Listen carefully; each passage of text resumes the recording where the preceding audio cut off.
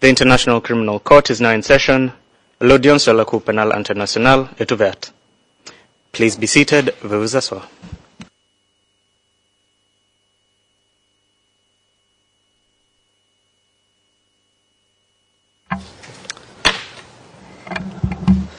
Good morning.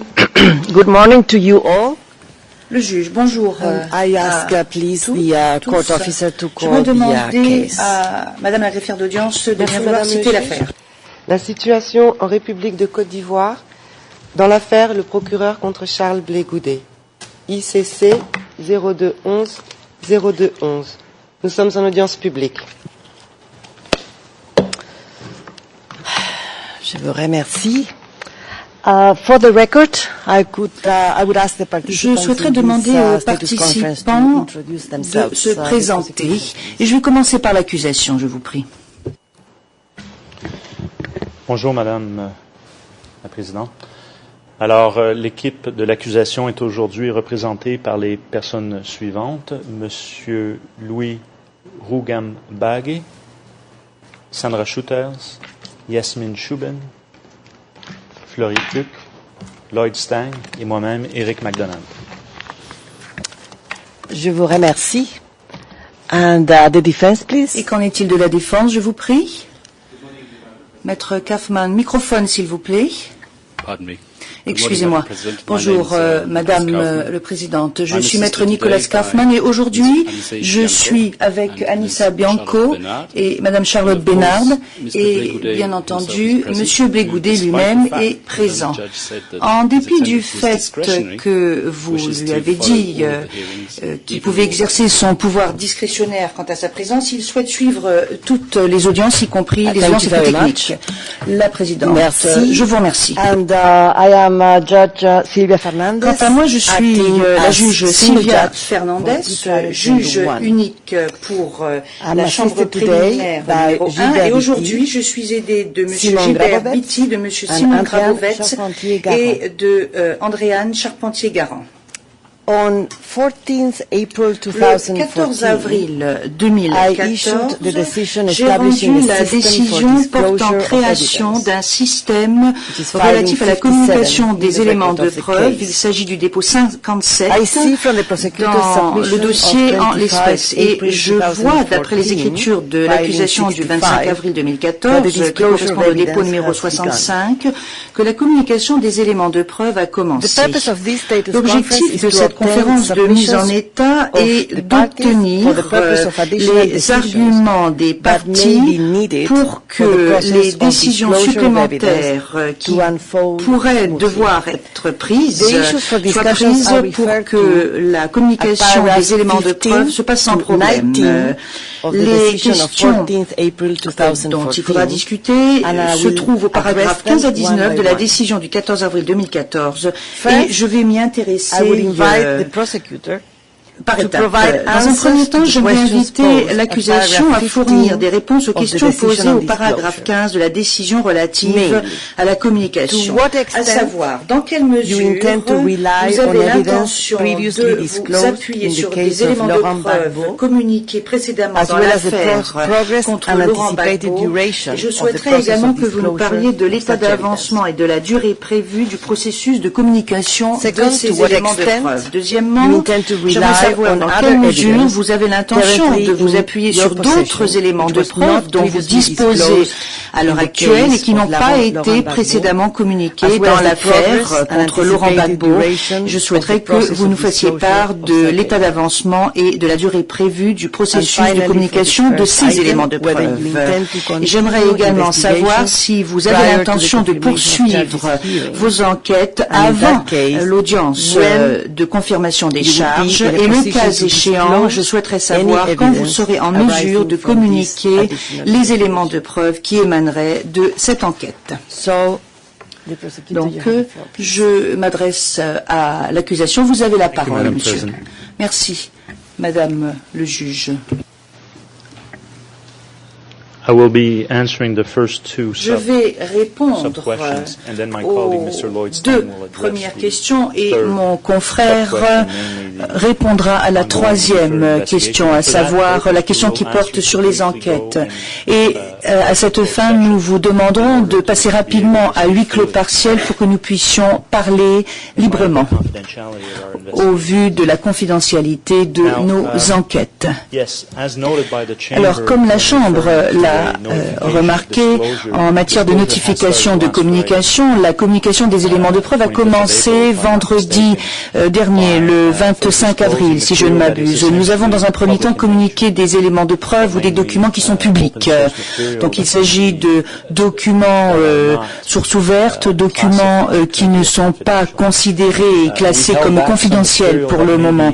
Nous n'avons pas communiqué certains documents qui étaient publics, mais qui avaient trait aux déclarations de témoins. Le but étant de fournir à la défense ou de collecter plutôt ce que nous avons pu communiquer à la défense sans pour autant que soit adopté le protocole sur la gestion des documents confidentiels. Je vais donner la parole à un de mes collègues, mais il y a eu un accord conclu avec la défense à ce sujet. Donc je pense que cela devrait faciliter la tâche de la Chambre et des parties.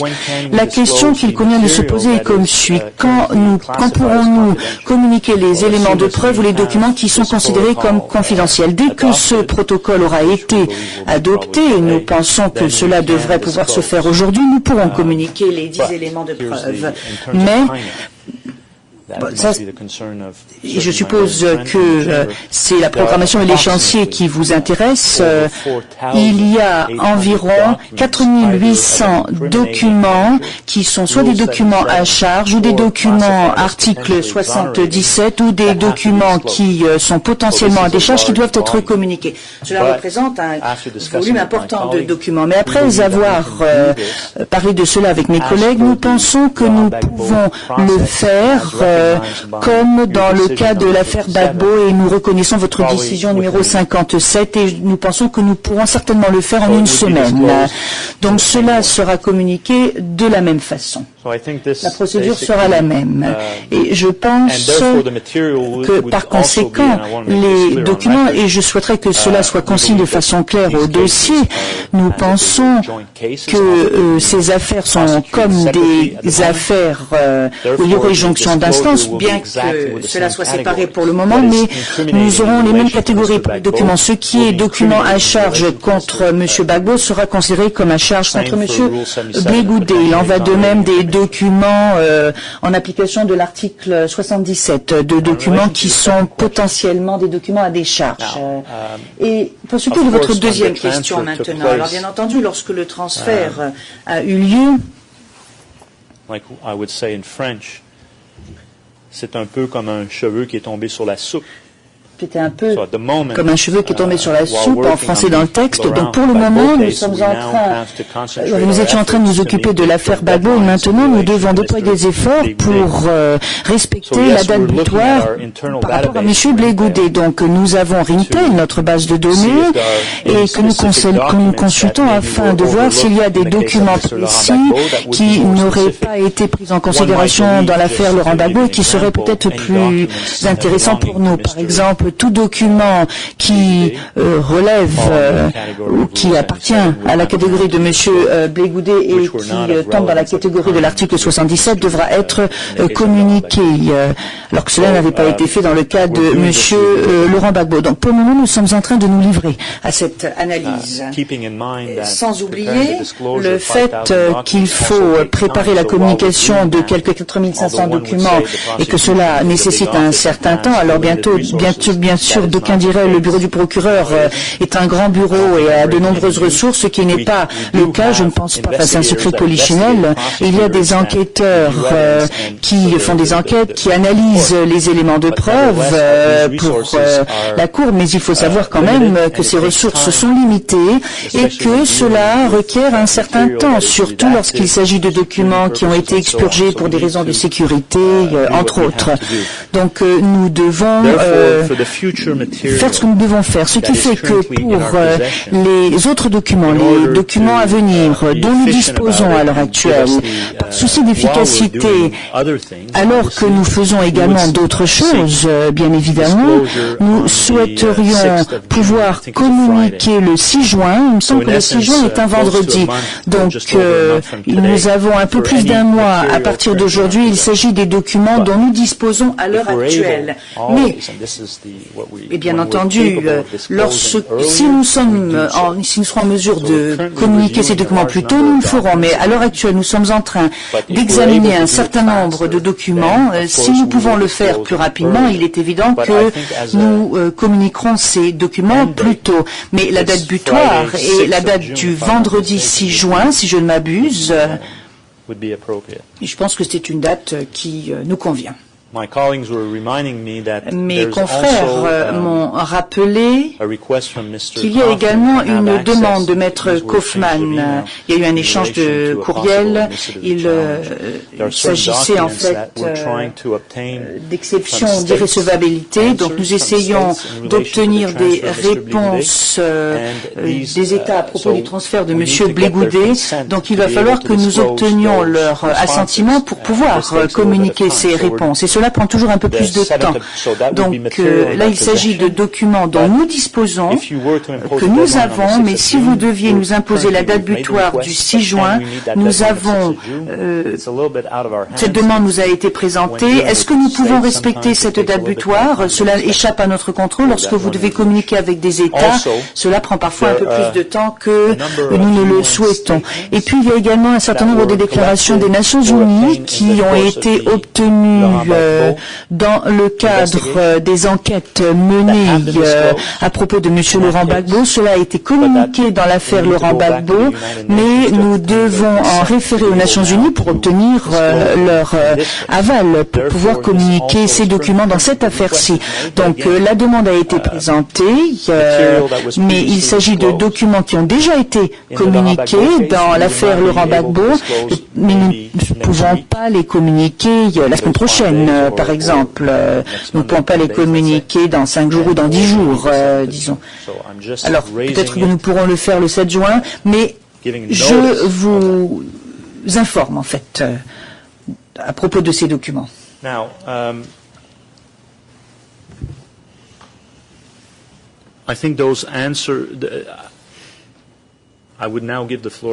Je vais maintenant donner la parole à mon confrère, à moins que la Chambre n'ait des questions précises à me poser à propos de ces catégories de documents passés, présents et à venir. Mon collègue va maintenant intervenir. Bonjour, Madame le Président. Comme l'a dit Monsieur MacDonald, je vais demander à passer rapidement à huis clos partiel, puisque je vais aborder le thème des enquêtes de l'accusation. Il y a donc un certain niveau de confidentialité qui est tel que il est nécessaire de passer à huis clos partiel. Le juge, oui, merci beaucoup. Nous allons donc passer à huis clos partiel.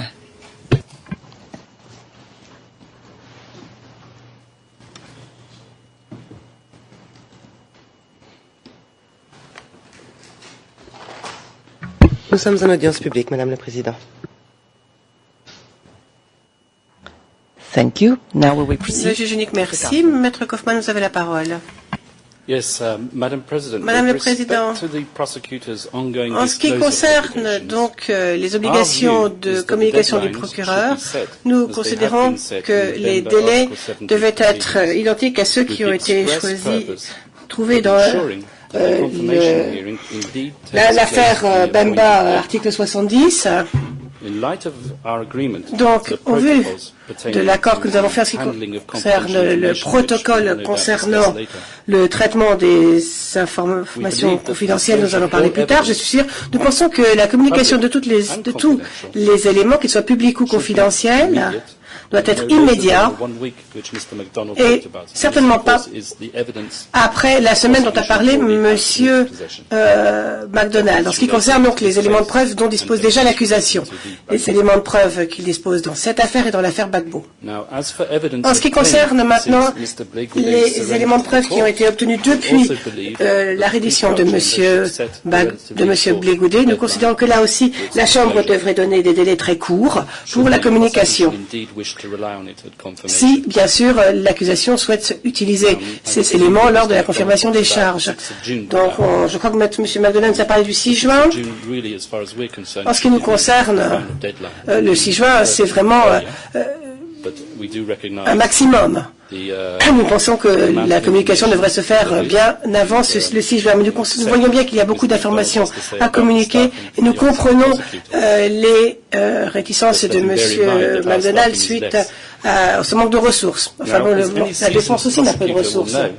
Mais maintenant, le conseil vous savez bien sûr que lorsque le conseil de la défense est généreux, c'est parce qu'il souhaite quelque chose en retour.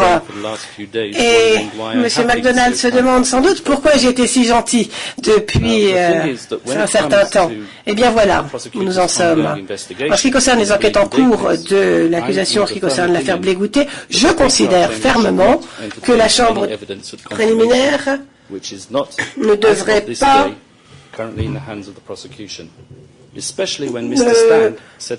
pas suivre ce que dit l'accusation, surtout que M. Stein vient de nous dire d'ailleurs qu'il n'a aucune idée de la date à laquelle la communication pourra se faire.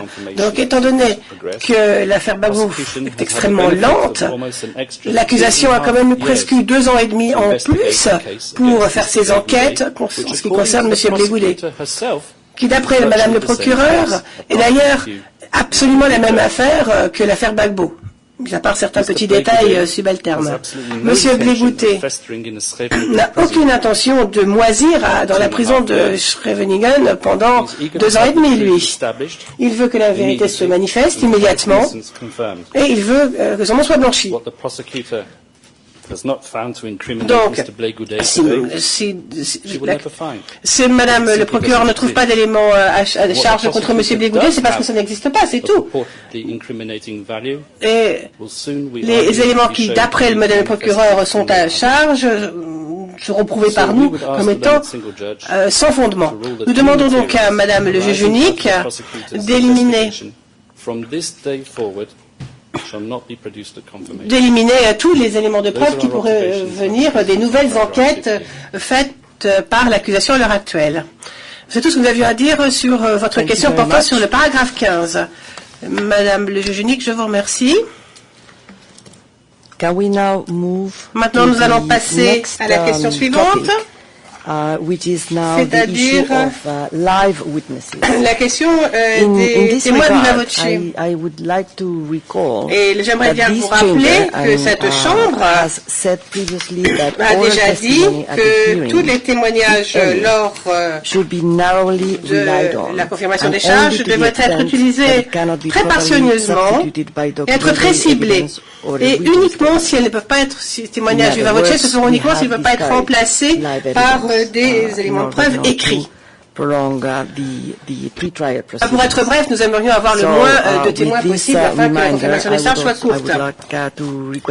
Donc, j'aimerais donc demander aux parties de nous dire s'ils ont au moins l'intention de citer des témoins lors de la confirmation des charges. Vous avez la parole, Monsieur MacDonald. Monsieur MacDonald. Je vous remercie, Madame le Président. L'accusation n'a pas l'intention de citer des témoins, ça c'est sûr, mais il y a quand même une réserve. Nous envisageons éventuellement, et là encore c'est bien trop prématuré pour être vraiment sûr, mais nous envisageons éventuellement la citation d'un témoin expert. Mais très certain, presque certain qu'il n'y aura pas de témoins cités par l'accusation lors de la confirmation des charges. Le Président, je vous remercie. Maître Kaufmann. Maître Kaufmann.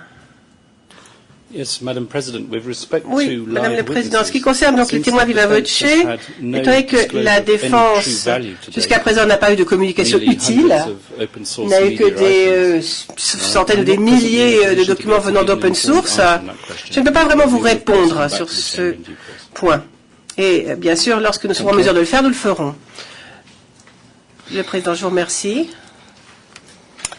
I would like to turn now to the matter of Et maintenant, passons au contrôle des chambres en ce qui concerne les exceptions à la communication. Dans sa décision du 14 avril 2014, dans ma décision du 14 avril 2014, j'ai demandé aux parties de s'arranger entre eux pour voir si un système identique à celui qui avait été adopté dans l'affaire de Laurent Gbagbo ou un système même encore plus large pourrait être adopté afin de simplifier la procédure. Donc, j'aimerais que les parties me fassent savoir quel a été le résultat de leur négociation. L'accusation, s'il vous plaît, l'accusation. Je vous remercie. La défense et l'accusation se sont réunis mardi dernier pour en parler. Donc pour parler donc de ces paragraphes 17 et 18 de votre décision, et nous avons réussi à tenir un arrangement.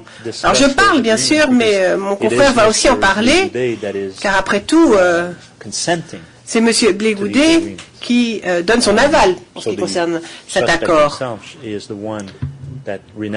C'est le suspect donc qui renonce plus ou moins à quelque chose.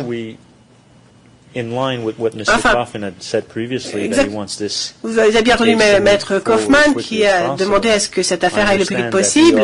Eh bien, sachez que nous aussi, nous voulons satisfaire cette date butoir du 17 juillet pour dépôt du DCC et éventuellement pour avoir une date de confirmation des charges.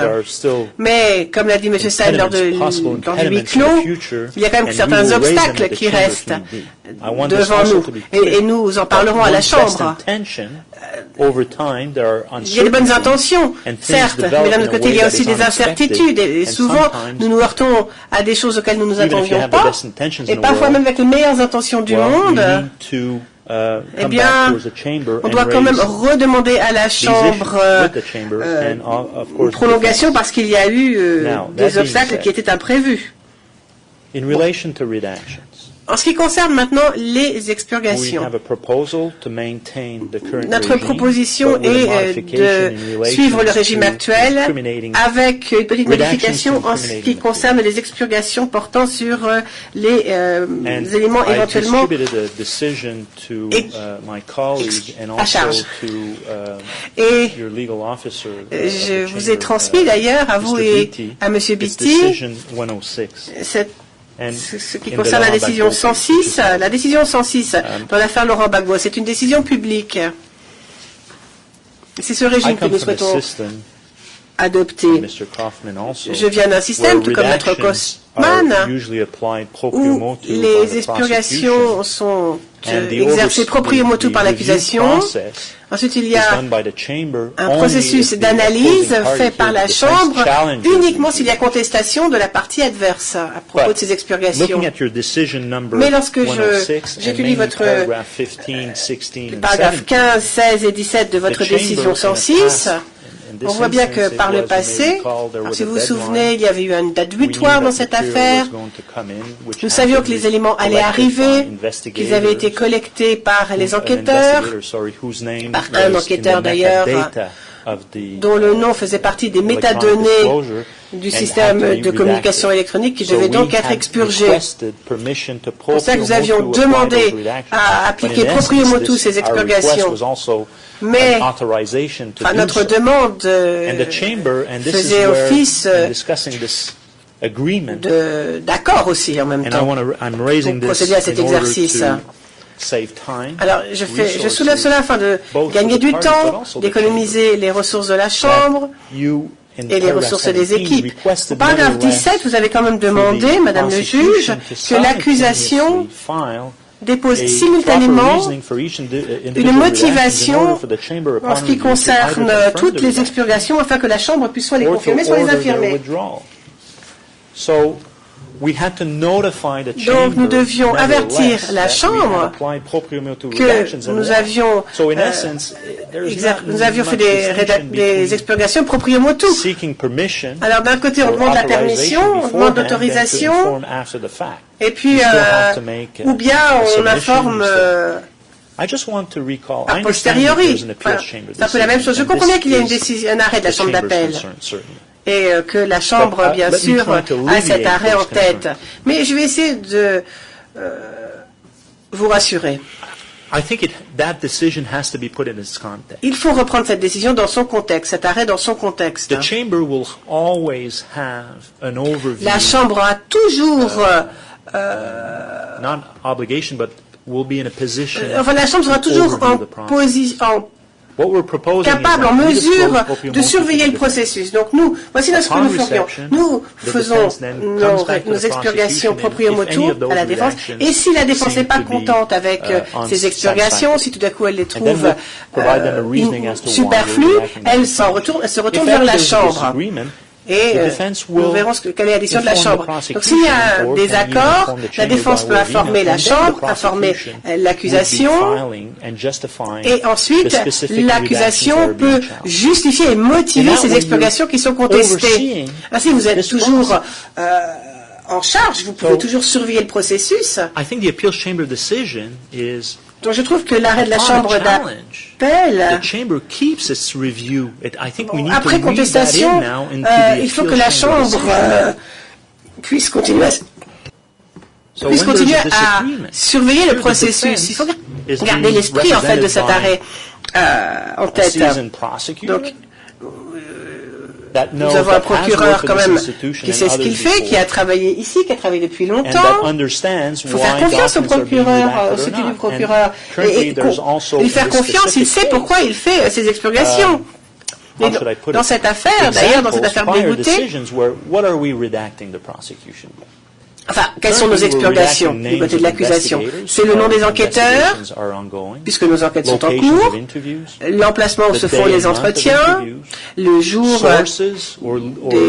des entretiens, les dates des entretiens, les noms de différentes pistes que nous pourrions avoir. C'est tout ce que nous souhaitons expurger au titre de la règle 182. En titre de la règle 184, là nous expurgeons le nom de famille des tiers innocents qui ne risquent rien et qui sont parfois nommés au passage parce qu'ils étaient dans le coin, parce qu'ils font partie d'un récit d'un témoin. Et ça, nous expurgeons. Nous expurgeons. Bon, enfin, donc, de toute façon, si la Chambre le demande, ou s'il y a une demande qui émane d'une des parties, la Chambre peut toujours surveiller ces expurgations. Et je pense que cette organisation peut très bien fonctionner comme ceci. Ça gagnera du temps, ça fera gagner du temps à tout le monde, aux chambres, à l'accusation, et cela permet aussi que la communication soit plus rapide.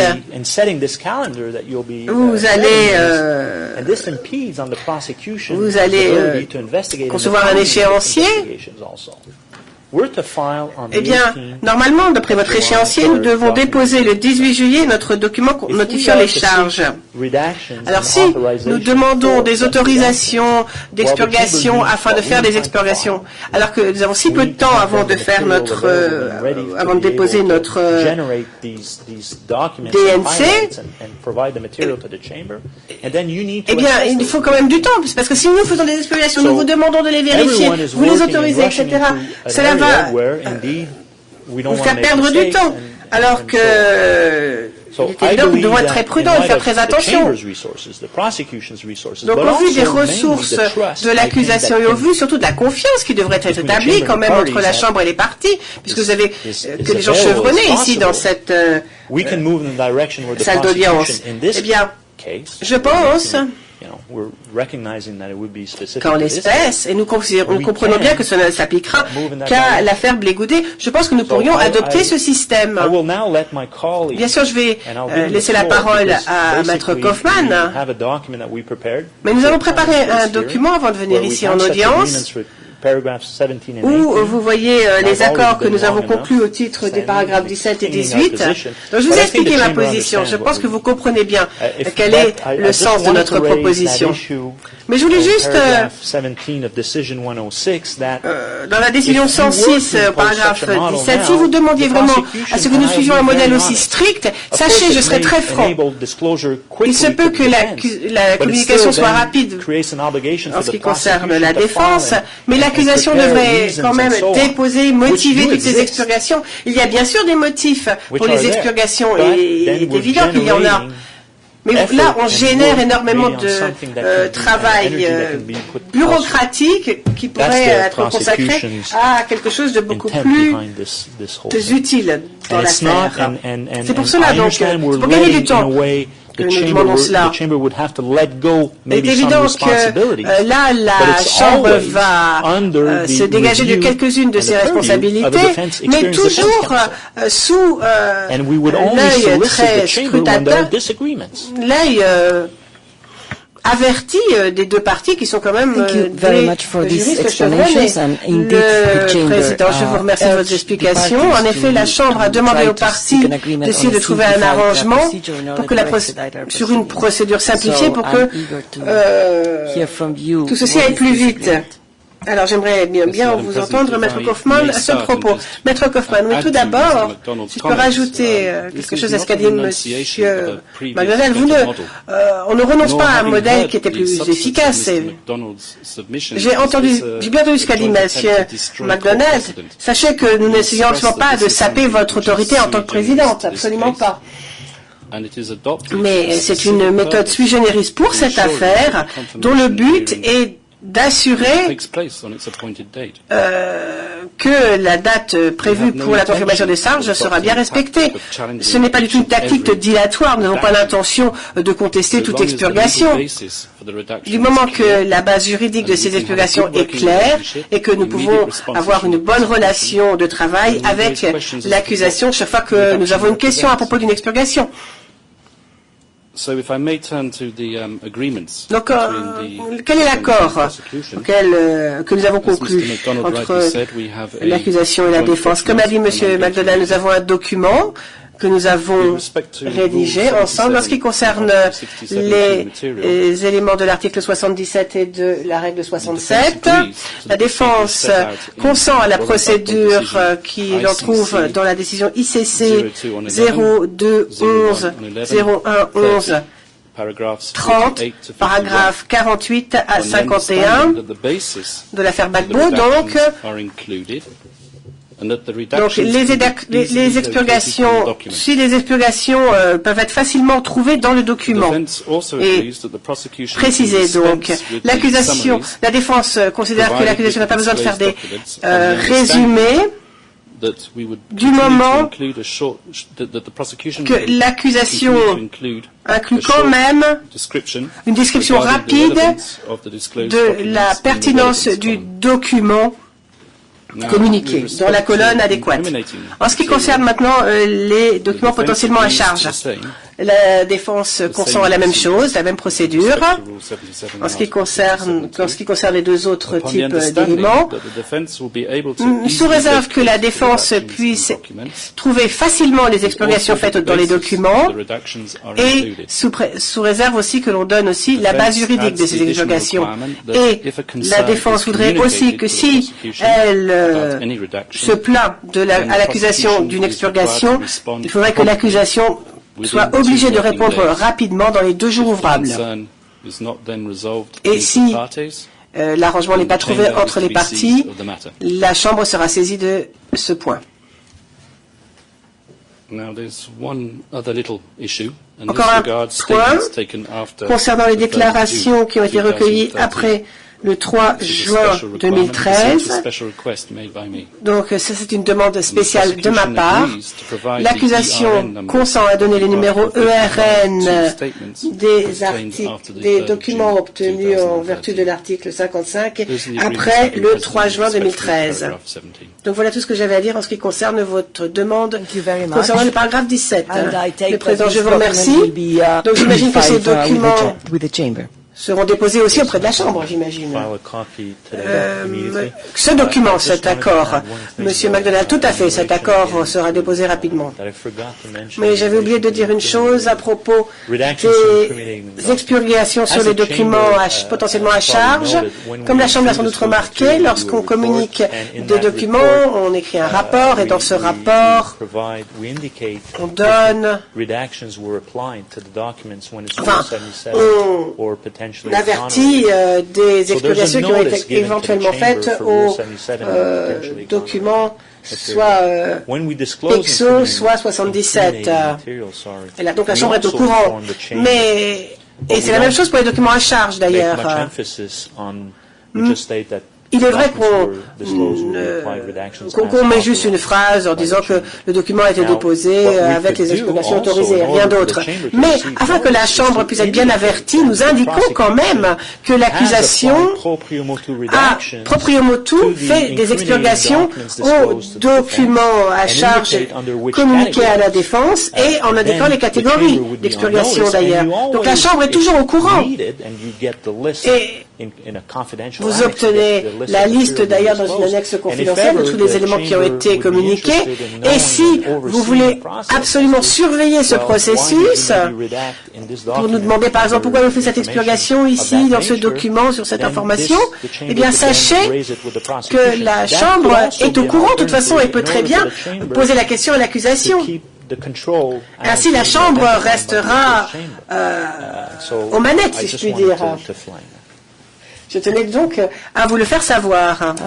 Thank you very much. Juge unique, je vous remercie. It is indeed very good that you have discussed and you have. C'est une bonne chose que vous ayez pu vous réunir et trouver une solution et trouver un arrangement entre vous pour avoir une procédure simplifiée. Mais nous voulons bien sûr avoir le document, surtout que nous n'avons pas de transcription en temps réel à l'heure actuelle. Donc nous voulons avoir ce document pour pouvoir le lire. Cela dit, cela semble être une très bonne nouvelle. Bien sûr, ce système, cette procédure simplifiée ne peut marcher que si vous êtes en communication permanente entre vous, au cas où il y aurait des contestations. Parce que si le système est simplifié que si la Chambre n'a pas à intervenir toutes les 5 minutes. Donc je compte sur vous pour que ce dialogue soit efficace entre vous. Donc dans le document que vous avez lu, vous avez soulevé un autre problème qui avait été abordé dans mon ordre du jour.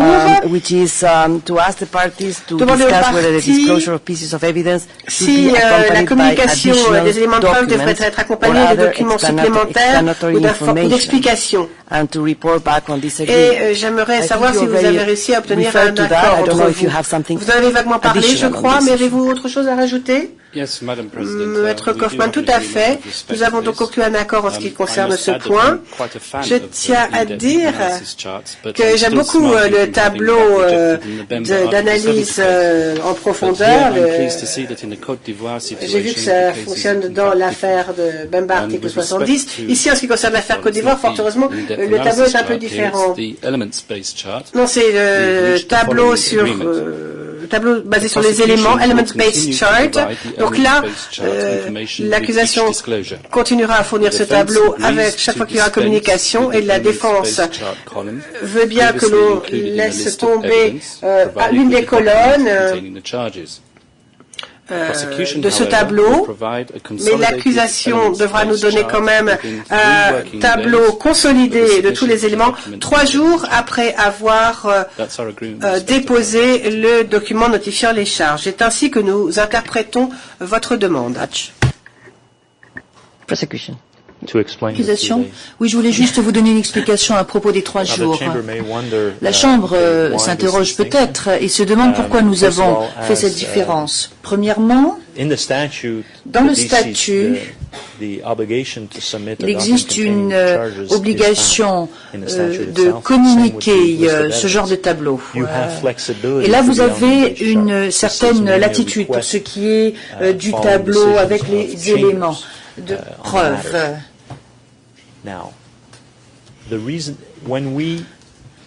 Alors, lorsque, et vous l'aurez peut-être remarqué, lorsque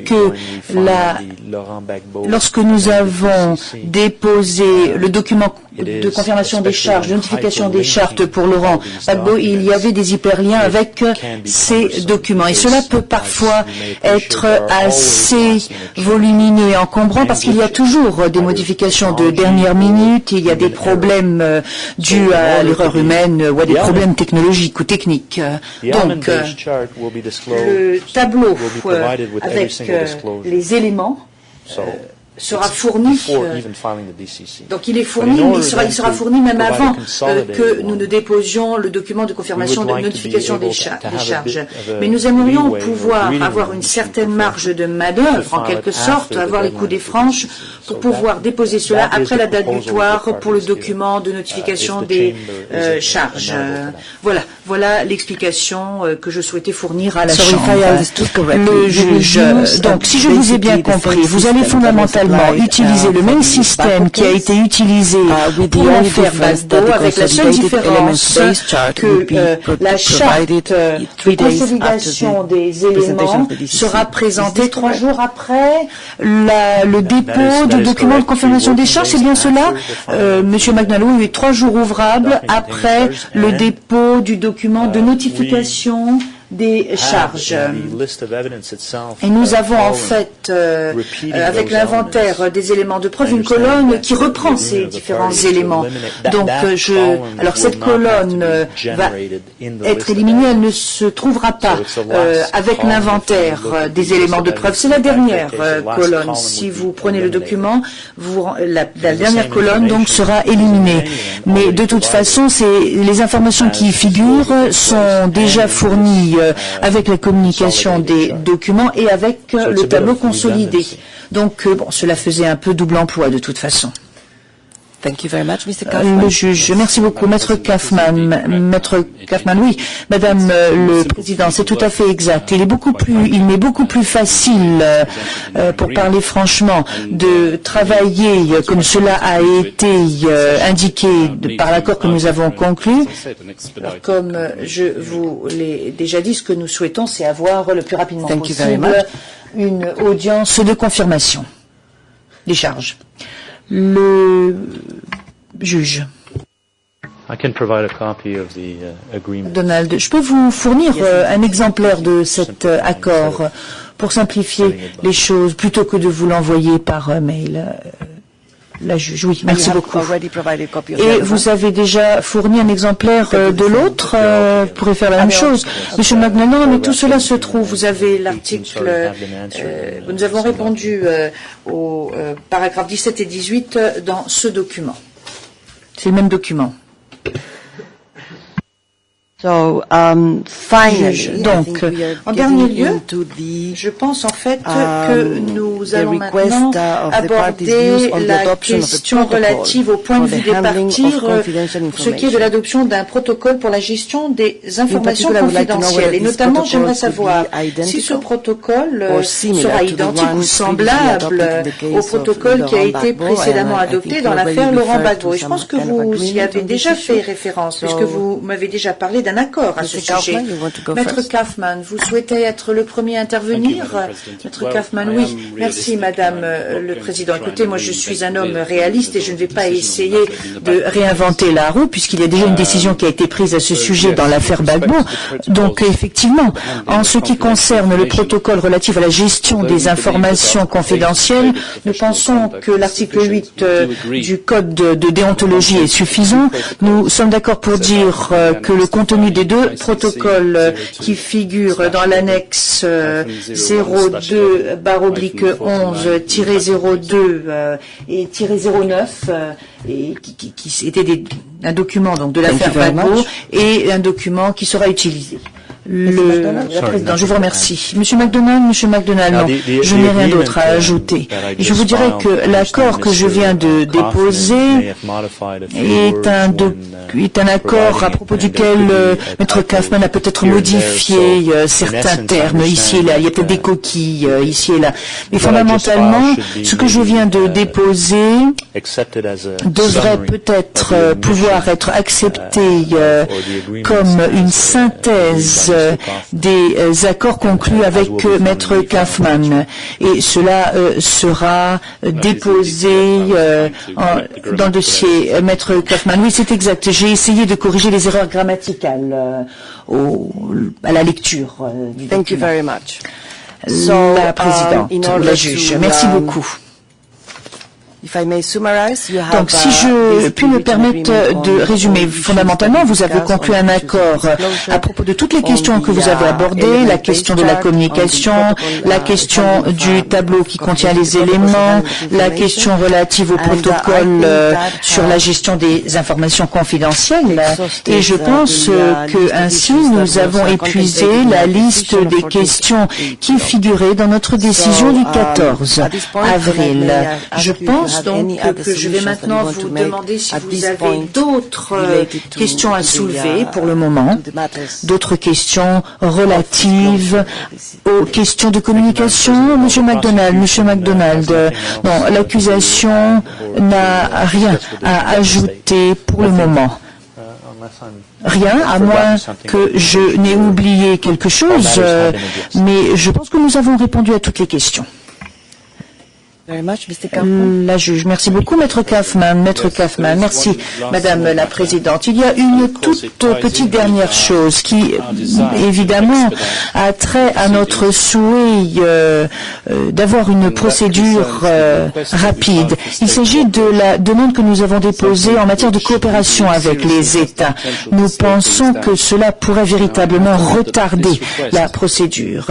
Je dois vous dire que lorsque cette demande a été déposée, elle était à nouveau le fruit d'un accord et d'une négociation, d'une coopération avec le procureur. Alors je sais quelle est la décision numéro 63 prise par le juge unique et cela a obligé la défense à poursuivre la chose devant les tribunaux en Côte d'Ivoire. Donc une demande a été déposée auprès du tribunal de première instance d'Abidjan et nous attendons toujours la décision. Alors bien entendu, si nous devons prendre pour exemple le comportement passé, je dois vous dire que je suis assez sceptique et je ne sais pas, et je ne pense pas que nous allons recevoir cette décision dans un avenir proche. Néanmoins, au vu du fait que je suis bien disposé aujourd'hui, je suis tout à fait disposé à donner le bénéfice du doute aux autorités nationales et j'espère qu'à la suite de cette audience, j'espère que cette audience va déclencher une réaction qui nous permettra de régler assez rapidement le problème. La présidente, je vous remercie et nous verrons bien comment va évoluer cette réponse. Et ensuite, nous ferons le point. Donc, j'aimerais savoir si vous avez d'autres questions à soulever. Si vous n'avez pas d'autres questions à soulever, je pense que nous sommes parvenus à la fin de notre conférence de mise en état. Je souhaiterais remercier les parties, les interprètes et toutes les personnes présentes dans le prétoire. J'aimerais les remercier de leur aide et je déclare cette conférence de mise en état terminée.